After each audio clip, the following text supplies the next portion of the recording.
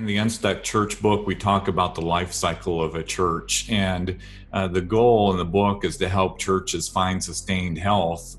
But unfortunately, there are churches that end up in plateau or decline on the right side of the life cycle. And some of those phases I talk about in the book are maintenance and preservation and life support. And one of the key characteristics of churches on the right side, the declining side of the life cycle, is they frankly just lose their outward focus. Welcome to the Post-Christian Podcast, where we help you make disciples in our increasingly post-Christian world. My name is Eric Bryant.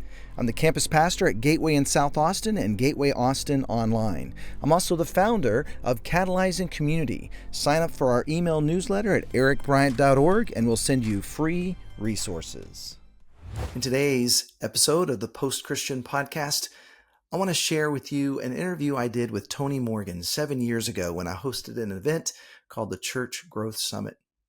Sadly, Tony Morgan died unexpectedly in September, leaving behind his beautiful family and remarkable ministry, the Unstuck Group. He's been in and out of my life over the years, a help when needed.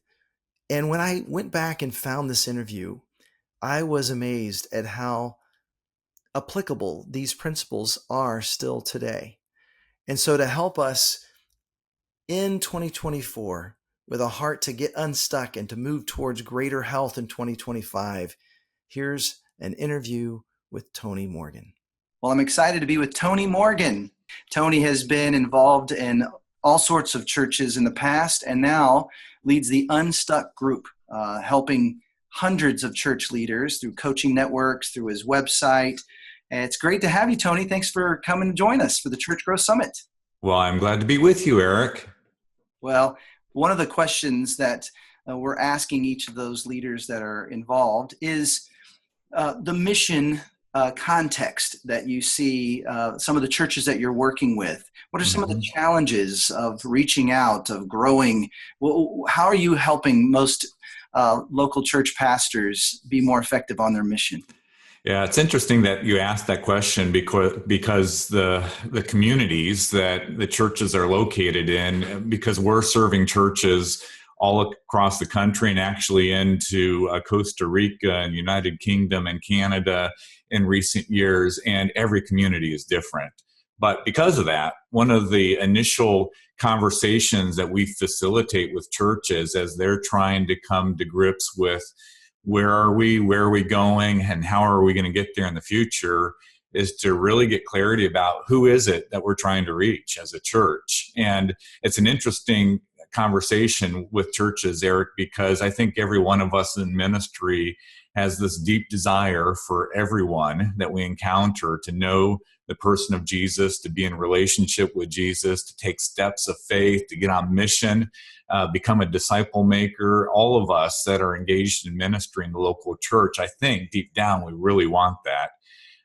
But what we're learning in the churches that we work with is that the churches that get a lot of focus around the person that they have in mind that they're trying to reach, and we encourage churches to focus on at least three aspects of the person they're trying to connect with: the age of the person they're trying to connect with, the spiritual background or lack of background of the person they're trying to connect with, and some other demographic to give focus to the person that they're trying to reach. And it's the most interesting thing.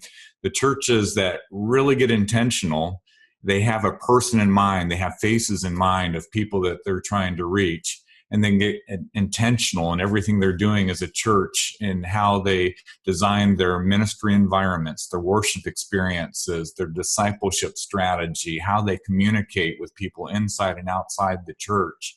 The churches that have focus in this area seem to be reaching those people that they have in mind, but they end up reaching a broad cross-section of the community that they're trying to reach as well. It's almost a little bit counterintuitive. Unfortunately, the opposite doesn't work. We're seeing that the churches that they have many different people in mind and they're trying to do many different things. They don't end up doing many of them very well. Unfortunately, those churches they tend to be very small communities and very small churches. And so, like I said, it's a little bit counterintuitive, but we're really trying to help churches get focused, get a picture, get a face in mind of the person that they're trying to reach. Well, and as they do, what have you seen has helped them reach that person, connect that person to their community? Yeah, it all goes back to relationships, of course, Eric. And so it's funny. One of the churches in our current coaching network that we're working with just yesterday shared with the group in the last number of months. It's just a remarkable story. The church is a little bit less than 2,000 people in attendance, but they've seen 600 people come to Christ in the last number of months. And it's interesting. It's kind of a both and conversation they're finding, because there are people developing relationships with neighbors, friends, coworkers, and so on, inviting people to take next steps. But they're still the come and see approach to ministry actually still works, they're finding. And so they're being very intentional about their worship experiences and all the ministry environments that they have in their church as well. But it's the combination, I think, that this church and others that we're seeing as we're very intentional about the experiences and environments we're creating inside the walls of the church, but also very intentional about helping the folks that are believers, people connected in the faith, people connected in the church, begin to look outside the walls of the church as well and build relationships and invite people to take their next steps toward Christ. Well, and I think that's a wonderful way to consider. It's like, Jesus did the Sermon on the Mount. So there's certainly a come and see element to his ministry, but then they were also sent out as the 70, 2 by 2. What are some of the things you've seen as effective changes to, say, a Sunday morning experience that has been helpful in connecting people? In the Unstuck Church book, we talk about the life cycle of a church. And the goal in the book is to help churches find sustained health, primarily where the church, the ministry is bearing fruit. And that's our desire. Again, I really believe for every pastor, leader connected to a local church, ultimately deep down, that's where their heart is as well. But unfortunately, there are churches that end up in plateau or decline on the right side of the life cycle. And some of those phases I talk about in the book are maintenance and preservation and life support. And one of the key characteristics of churches on the right side, the declining side of the life cycle, is they frankly just lose their outward focus. They lose sight of the person outside the church and outside the faith, that ultimately I believe that's where God's positioning churches is to carry out the Great Commission by connecting with those folks and inviting them to take a step toward Christ.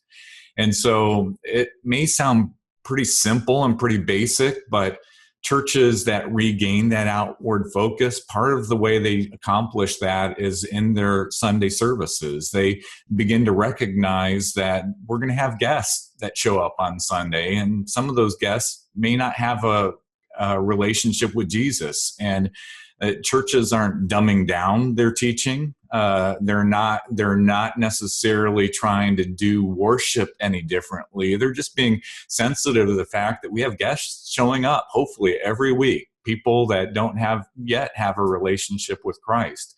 And I think for those churches, they're just recognizing how they teach shifts just a little bit, so that the language that they're using, they're explaining a little bit more what they're teaching about. So the person that is not at all familiar with the Bible, understanding of principles of the faith that you and I have, Eric, they're just being sensitive that there are folks in the room that they haven't heard that before. And the explanation maybe goes actually a little bit deeper, so that everyone understands the foundation for where the teaching begins. Well, and what's beautiful about that, well, first, Paul said, don't forget the unbeliever who shows up, in your gathering. But there's also, I seen the byproduct of that is then our people are actually able to explain principles of the faith to those who don't understand. So not only does it help those in the room, it helps those followers Yeah. get out of the room and explain things too. There's a lot of wisdom in that, Eric. I totally agree, because most of us don't live in a Christian bubble. Our neighbors, our coworkers, our family members, a lot of them that don't know Jesus yet. And you're right, man, if we can model that in the teaching from the platform that happens on Sunday, I think that helps all of us then engage our faith day to day. Absolutely. Well, as someone comes to faith in your coaching networks, in these churches you're helping get unstuck, what have you seen help people grow in their faith? Yeah, one of the interesting, I include a diagram in the Unstuck Church, and it's a picture of two different churches. In one church, it looks very common, actually, with a lot of churches that we encounter. It just includes a number of different circles representing all the ministry programs that are happening in the church. And it wouldn't be uncommon for us to find dozens of different ministry programs. The other picture of a church is a church that has clarified a path, a number of steps. We see 3 steps, 4 steps, 5 steps. But the dichotomy of the two pictures, one church is they're trying to help people take next steps toward Christ, but they're doing it in the context of a number of different programs, which honestly we find those churches designed that way, the ministry programs almost start competing against each other for engagement, for volunteers, for money, for space, for communications promotions. And so in those churches, there's almost a competition for people's time and attention. But the churches instead that are focused on a clear path, they're just encouraging everyone to take whatever their next step is. And there's more alignment in there. The teams are pulling together. The communications, the encouragement are more focused.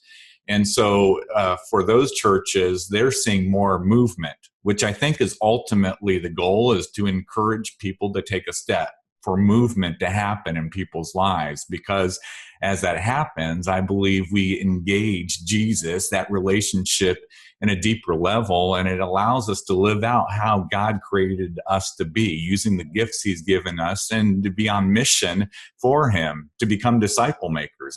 Isn't that ultimately the goal, Eric? Absolutely.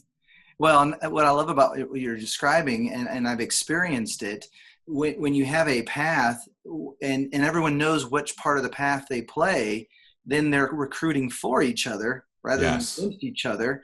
And it's not that someone can't jump, a step. In fact, people of faith will often do that. They'll jump right over serving, perhaps on a Sunday, and right into a small group. Mm-hmm. But what it does do is everyone knows what that person's next step is, whoever they're talking to, based on where that person already is. That's exactly right. Yeah. And to me, the key is alignment, where everybody in the church is kind of pulling together. And the opposing, challenging situation we see is the church that is designed around all of these competing ministry programs. Ministry silos end up coming to fruition within the walls of the church, and it's just not healthy. Ministry silos is actually probably a euphemism for division that exists in the church, where people are competing and pulling against each other. And anytime that division exists in the church, it's not going to be healthy, and our evangelistic effort is not going to be effective. Yeah, absolutely. Well, in these effective churches that you're working with, or to help some of these churches get unstuck, what do you see working when it comes to leadership? If someone is ready, they're growing, and they want to be a leader, what is required of them? How do you become a leader in these effective churches? Yeah, it's interesting, because we're finding in the sustained health churches that like any area of ministry, they're not just assuming magically leaders are going to be produced. And instead, what we're seeing is these churches have an intentional strategy in place. Some of the common factors we're seeing is, number one, it's modeled from the top down. So beginning with the senior pastor and all of the key staff leaders, they're modeling what it is to, I think it's, and leadership development is just discipleship for leaders. And they're modeling that from the top down in the ministry. I mean, secondly, they're identifying where people are, where their spiritual gifts are, and then if they have the leadership gifts, what their potential leadership capacity looks like.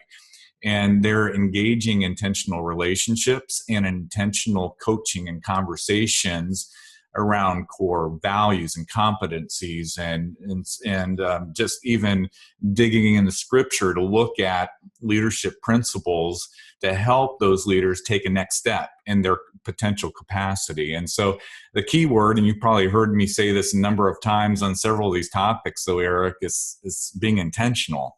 And the churches that are winning in this area have an intentional leadership development strategy in place. And by the way, this is going to become more and more important for churches, particularly those that do end up engaging a multi-site strategy.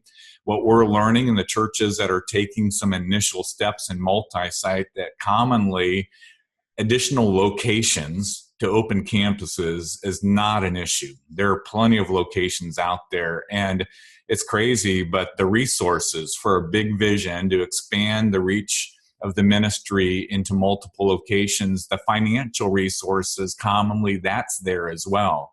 The big gap that churches are finding is they just don't have enough leaders to add additional campuses. And that's why, even if you believe as a church multi-site might be years out for you, I just want to encourage you, begin today to prepare for that by starting in engaging some sort of intentional leadership development strategy.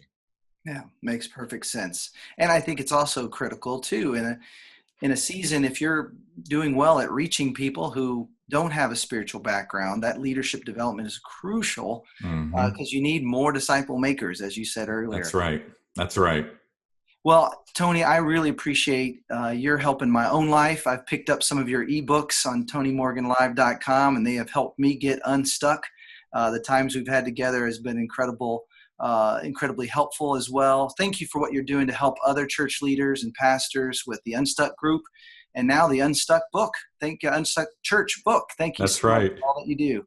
Thank you, Eric. It's been great connecting with you today, and I just hope that the pastors and leaders that are listening know that we're pulling with you, praying for you, and if there's anything we can do for them in the future, we'd be glad to help. Absolutely. Thanks again. Thanks for joining us on the Post Christian Podcast. More resources available at ericbryant.org.